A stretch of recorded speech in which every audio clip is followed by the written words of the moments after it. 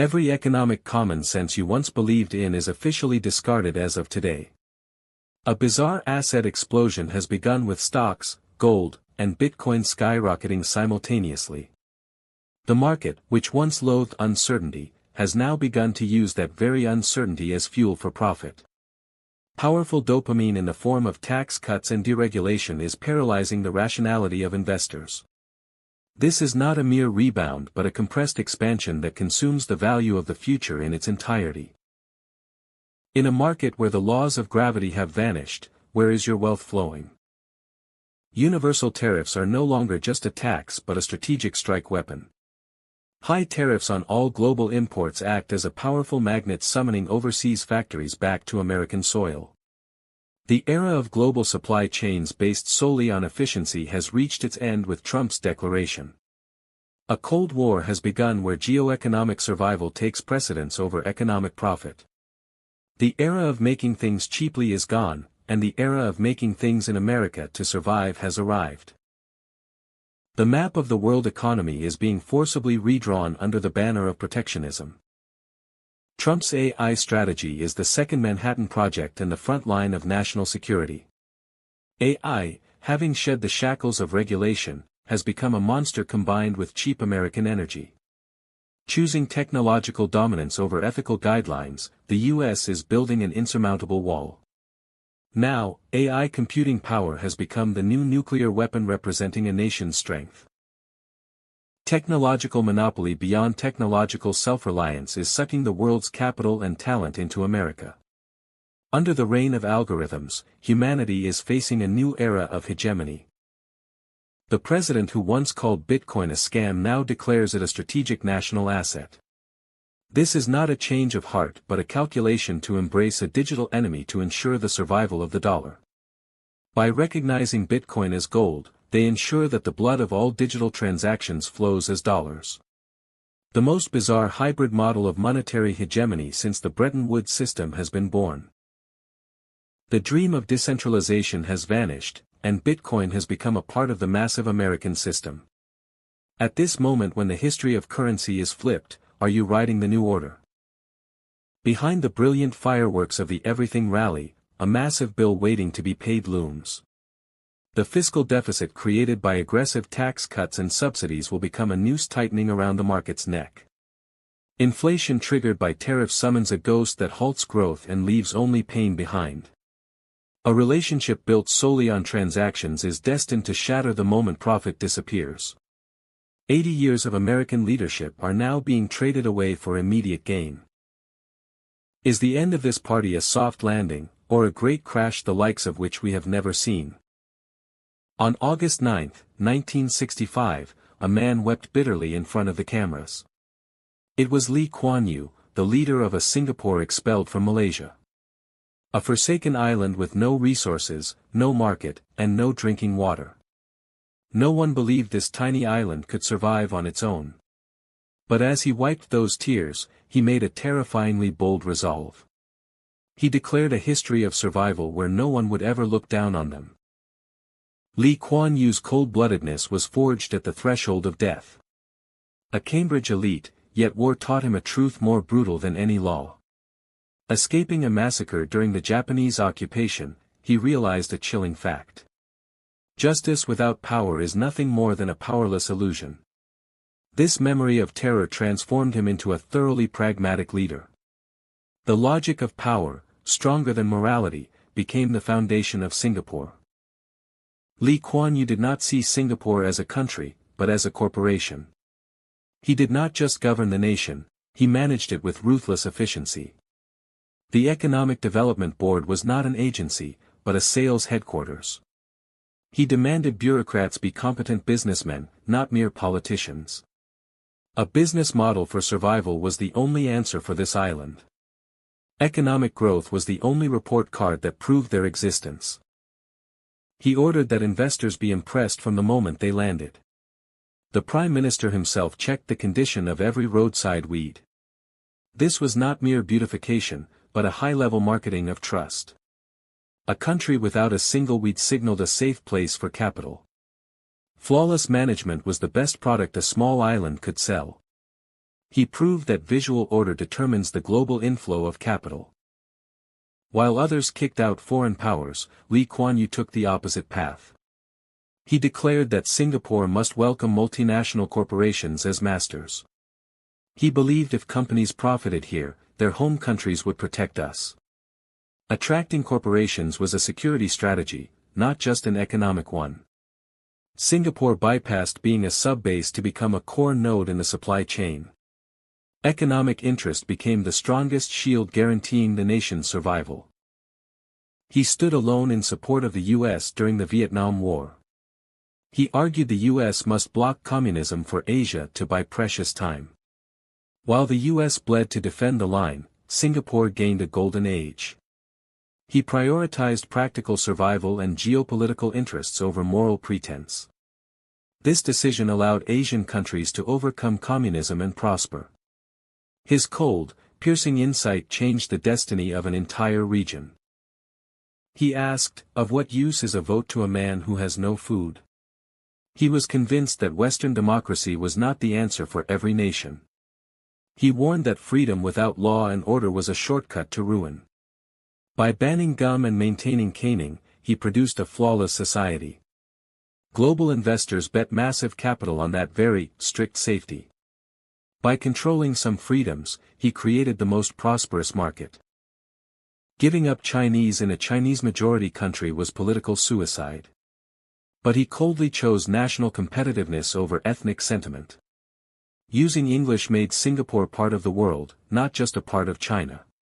He kept ethnic identities through bilingualism but unified the economy with English.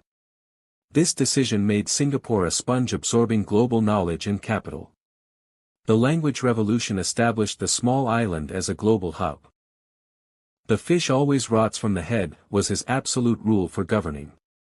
Corruption was a cancer that silently destroyed a nation, and no one was above the law. When his most trusted colleague was implicated in bribery, he sent investigators. Unable to bear the shame, the minister eventually took his own life. He gave civil servants world-class salaries to root out the temptation of bribes. Integrity became the most powerful trust asset of the Singapore brand. He believed only when citizens are stakeholders will a nation not collapse. Through the HDB, he ensured over 90% of citizens owned their homes. He physically blocked ethnic conflict by enforcing racial quotas in housing. A citizen with his own home will risk his life to protect his country. Housing stability was his most clever tactic for inspiring loyalty. In a nation of homeowners, ethnic tension became a drive for prosperity. Lee Kuan Yew never believed that humans move solely by morality. Instead of preaching, he designed a system where self-interest leads to profit. He proved that following the rules increases your property value and salary. He exploited the human instinct to avoid loss rather than just the fear of fines. He channeled the energy of desire into national development. A cold view of humanity gave birth to the most efficient social structure. He wanted talent that possessed what he called helicopter quality. The ability to see the big picture while never missing the minute details. He predicted the potential of talent recruited in their 20s using data. He viewed the drain of brains to the private sector as a national disaster. Singapore was not a charity, and merit was the only measure of reward. Policy designed by the nation's top geniuses engineered the Singapore of today. The leader of a small island awakened the sleeping wildness of China. He told Deng Xiaoping, "If we did it, you can do much better." This provocative advice became a crucial spark for China's reform. He declared, "We represent only the interests of Singapore." He became an irreplaceable mediator between the US and China. Strategic insight possessed authority that transcended the size of territory. He predicted Japan would disappear due to its failure to solve the population cliff. He saw that closed policies could not prevent a nation's decline. While predicting China's rise, he warned that rigidity would stifle creativity. He foresaw the struggle between technology and religious extremism. Until his passing, he accurately warned of the world's fundamental threats. The giant's prophecies are becoming reality one by one today. He lived with the labels of dictator and oppressor all his life. He said he wanted to be a leader who fed his people, not a popular one. The results overwhelmed all criticism, creating an ultra-prosperous nation. His method of prioritizing order over freedom remains a heated debate. The result he built, Singapore, is undeniable evidence in itself. He was a philosopher king who wanted only to be an efficient ruler. He was a starkly realistic eugenicist who believed intelligence is inherited. He encouraged marriages between the highly educated at the state level. He believed preserving superior genes was long-term national competitiveness. Improving the quality of human resources was his core security task. He saw reproduction as a subject of national quality control. Singapore's talent was the product of thorough design, not luck. To him, freedom of the press was allowed only if it did not harm peace. He responded with relentless lawsuits against media that damaged the national image. The media had to be a partner in building the nation, not an enemy. The voice of criticism faded, replaced by social consensus and order. He knew those who manage information control the mass psychology. Singapore's message was unified into a single voice: prosperity. He was a legal technician who neutralized opposition without brute force. Forces hindering development were isolated in the name of the law. He maintained power through a precise rule by law rather than violence. The legal net he designed was a trap from which one could never escape. He was the leader who best understood how to protect power within democratic rules. Not even the smallest gap threatening order was tolerated. He predicted Japan would disappear due to its failure to solve the population cliff. He saw that closed policies could not prevent a nation's decline. While predicting China's rise, he warned that rigidity would stifle creativity.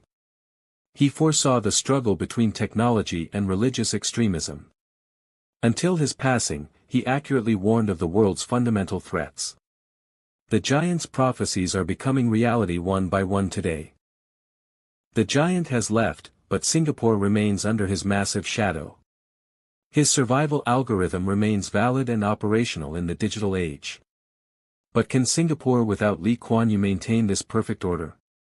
Will the system that emphasized discipline become a hurdle for creativity? Did he gift his people a paradise, or a perfectly managed zoo? Lee Kuan Yew's narrative has ended, but the experiment continues. South Korea, right after the war, was a wasteland where even hope was a luxury. With a per capita income under $100, it was poorer than most African nations at the time. In this desperate land, Park Chung-hee began a dangerous gamble: economic survival is national survival. The Cold War was turning East Asia into a massive strategic battlefield for superpowers. Park secured the seeds of growth by pulling military and economic aid from the U.S. Normalizing relations with Japan, the national enemy, was a desperate choice of pragmatism over pride. In 1962, a roadmap was designed to change the entire DNA of South Korea. The Economic Planning Board began strictly controlling investment priorities and export targets. It started with light industries like wigs and textiles to earn foreign currency. It was a strategic move that perfectly captured the expansion of global trade. The government risked everything to build infrastructure, the nation's blood vessels. Private dynamism was fused with national goals to drive a long-term growth engine. The construction of the Gyeongbu Expressway began, connecting Seoul to Busan. Protests erupted everywhere, shouting, "Why build a highway when we can't even buy rice?" But Park pushed through with the conviction that industry lives only when logistics flow. The Gyeongbu Expressway became more than a road, it became the heartbeat of industrialization. As logistics efficiency soared, national productivity exploded.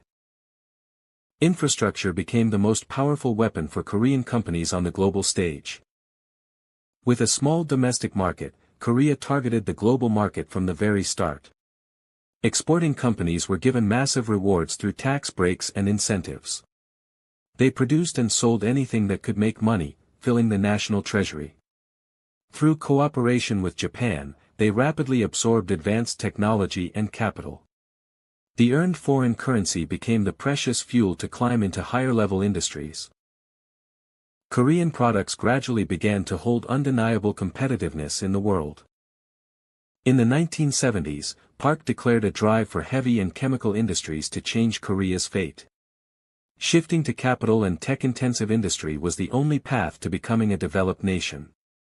The world mocked the idea of a penniless nation building a steel mill, calling it madness.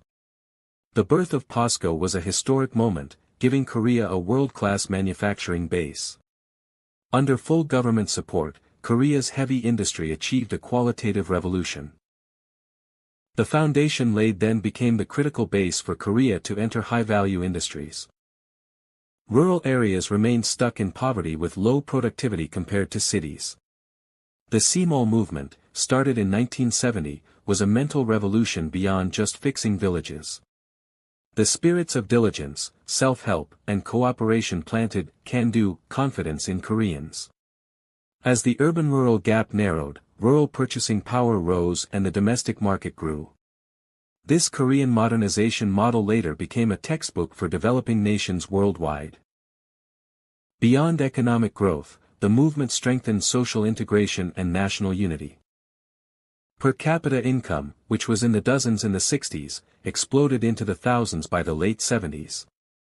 An average annual GDP growth of 10% rewrote global economic history. Korea's territory expanded beyond the peninsula and into the entire global trade system. Growth was more than just numbers, it led to massive job creation and higher living standards. With increased national budget, social infrastructure like health and education improved. It was the beginning of a miracle. The only nation to go from aid recipient to donor. The core engine of growth during the Park era was the large conglomerate structure known as chaebol. The government funneled concentrated finance and benefits to specific companies to foster strategic industries. Companies roamed the world to open new markets to meet their given export targets. They became the frontline soldiers representing Korea's international competitiveness. However, this concentration of resources also caused a severe gap between large and small businesses. This model enabled ultra-fast growth but left behind structural challenges we still face. Until the 1960s, North Korea's economic power actually overwhelmed the South. The North remained stuck in self-sufficient heavy industry growth, relying on the communist bloc. In contrast, the South chose total participation in the global trade and division of labor. The strategy of technology transfer and market expansion began to pull the South ahead. Strategic choices utilizing the international order completely split the fates of the two systems. The Inter-Korean Economic War ended in an overwhelming victory for the South's open market choice. Behind the economic achievement lay the pain of strict control and the suspension of political freedom. The reality of this dazzling growth was built on the grueling sacrifices of workers and farmers. Structural inequality and crony capitalism are the institutional costs Korea is still paying. Nonetheless, this era was the decisive moment that transformed Korea into a manufacturing powerhouse. The debate between dictator and architect of modernization remains fierce today. The lights and shadows of the Park era are the most intense parts of South Korea's identity. Born the son of a poor farmer, he refused his fate and left home. The 71 from the sale of his father's cow was the only bet he threw at the world.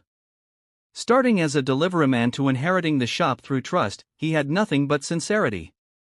Even when his first entrepreneurial dream turned to ashes in a fire, he did not stop.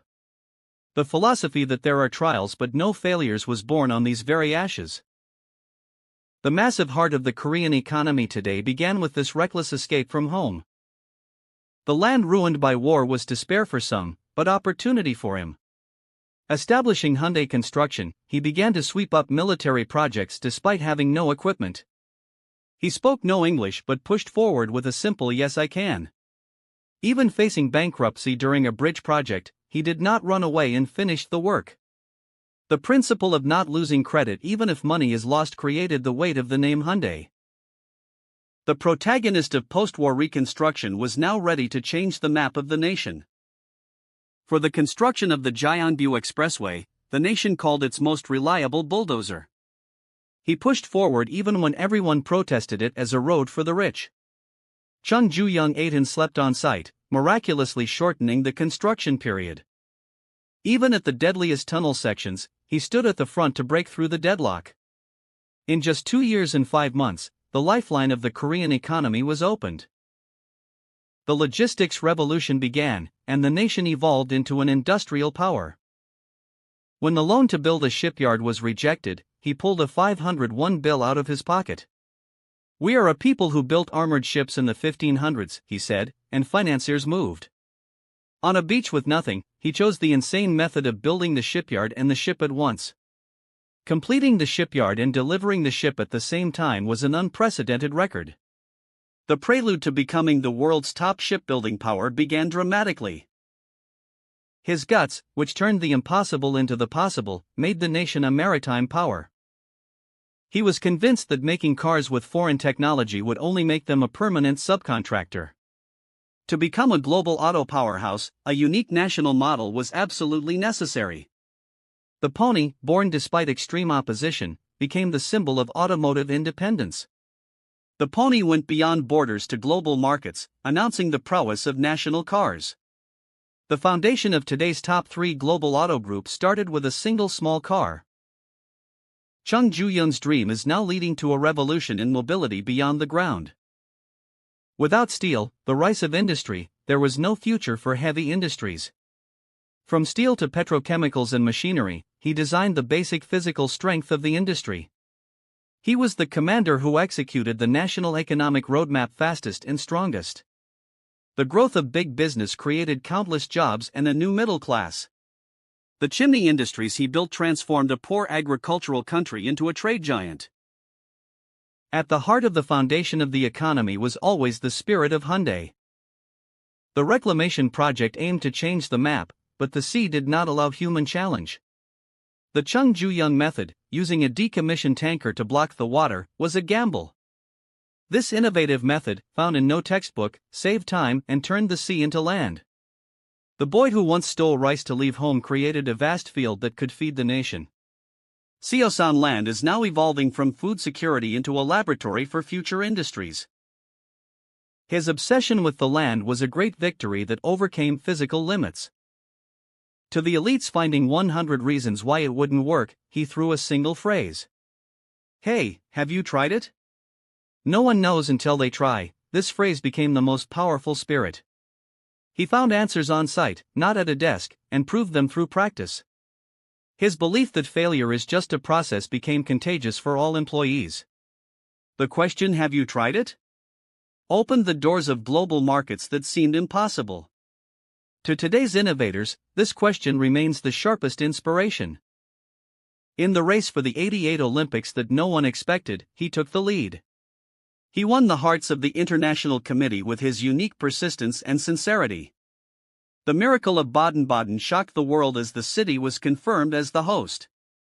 The successful hosting of the Olympics was a declaration of status to the world. He was a civilian diplomat who directly raised the brand value of the nation. The Olympic flame he brought back became the hotspot for economic growth. The 83-year-old businessman headed to the border to repay a debt from his childhood. The cattle drive was a historic event that broke the walls of the Cold War with civilian power. He was a true visionary who opened the way for economic cooperation through trust. The start of mountain tours and industrial complexes lay in his sincerity. He showed that business can even heal the wounds of a nation.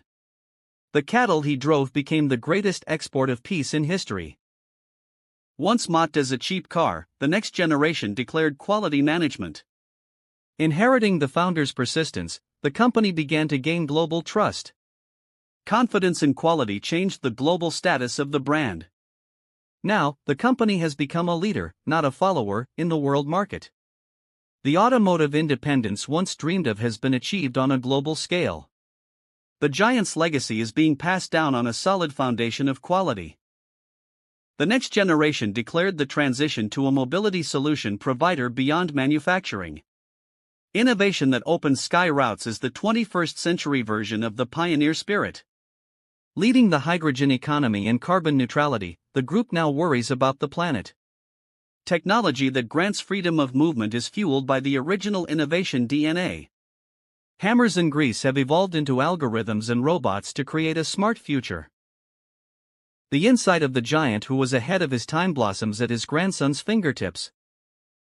In an era dominated by AI and automation, why should we still remember him?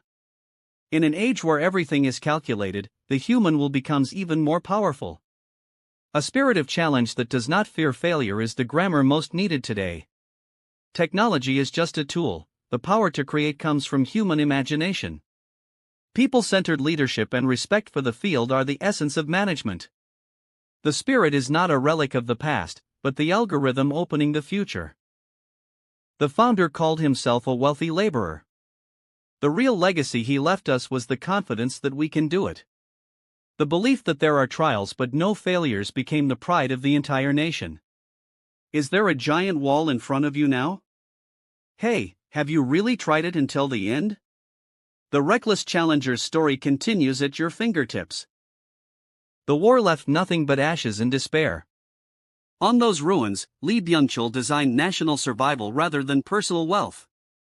A dream that began in a small shop in Daegu soon became a massive ambition. He produced sugar to feed the people and wove fabrics to clothe them. The philosophy of business patriotism became the very root of Samsung. But his gaze was already moving beyond basic survival toward the future. In February 1983, a declaration that changed history erupted from a Tokyo hotel. Samsung will enter the semiconductor industry. It was a declaration mocked by the world. Everyone poured out cursed prophecies that Samsung would fail within 3 years. It was a reckless gamble taken without capital, technology, or manpower. He was more certain than anyone that semiconductors would become the rice of industry. The greatest gamble since the dawn of the nation opened the first chapter of a great myth. Samsung had to finish a factory construction that normally takes 3 years in just 6 months. Bulldozers tore through frozen ground as people ran day and night, forgetting exhaustion. The miracle began with drops of sweat, and the impossible began to be proven by numbers. Samsung shocked the world by succeeding in developing the 64K DRAM, the third in the world. While others called Koreans crazy, Samsung was already looking at the summit. The path from follower to pioneer was paved with such miracles. In 1987, Lee Kuan-hee took over his father's legacy and refused to settle. He shed tears of blood seeing Samsung products neglected in overseas markets. In 1993, a historic cry from Frankfurt echoed across the globe. Change everything except your wife and children. He declared a grand transition to quality management, claiming quantity-based growth leads to death. Lee Kuan-hee's mad obsession with a first-class Samsung had begun. A fire was lit to demonstrate the determination that without quality, there is no Samsung. It was a brutal burning ceremony of 50 billion won worth of products in front of his employees. Defects are cancer. His roar pierced the hearts of every employee like a dagger. From the ashes rose the Anycall phone, which went on to conquer the global market. The myth of a phone that works anywhere was the result of an obsession with quality. The quality-first philosophy elevated Samsung to a global premium brand. In 1992, Samsung crushed Japanese pride by developing the world's first 64MB DRAM. It wasn't just being number one, it was creating a distance that number two could never close. This is the super gap strategy that plunges competitors into despair. A terrifying investment followed, pouring all earned money back into next-generation technology. When Sony and Panasonic gave up the throne of electronics, Samsung built a semiconductor empire.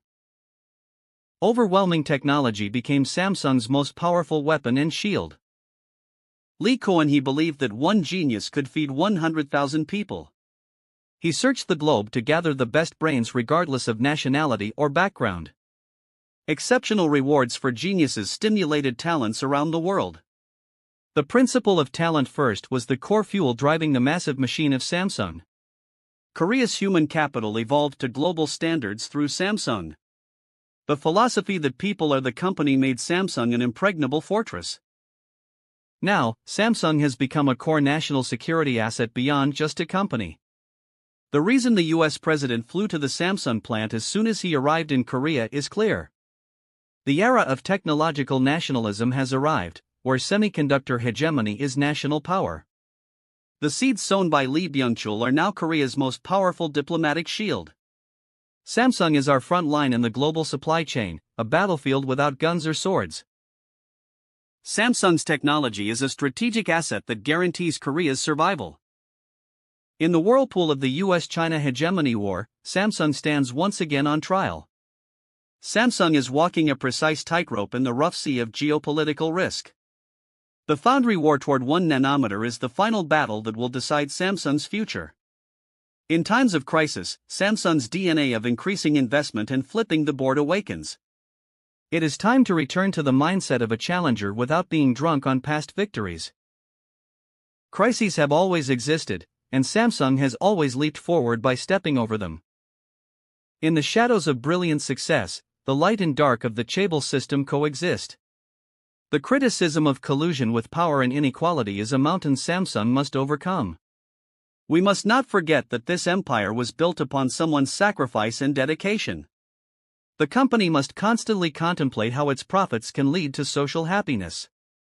History will record the value of the miracles they created while reflecting on their faults. As heavy as the weight of achievement is, the calling of social responsibility grows heavier. In the world after the smartphone, what will Samsung do to surprise us? Technology that breaks the constraints of time and space will change the way humanity lives. Semiconductor process technology now heads toward bio to realize the dream of extending life. Semiconductors resembling human intelligence will blur the line between machines and humans. Beyond Lee Byung-chul's rice and Lee Kuan-hee's image quality, Samsung now ponders human evolution. The next 100 years of Samsung will be a magical time where imagination becomes reality. We now look down at the world from the shoulders of the giant that is Samsung. A company born in a land of ashes has now occupied the pockets of the entire world. This is proof of a nation that overcame despair, beyond just a corporate success.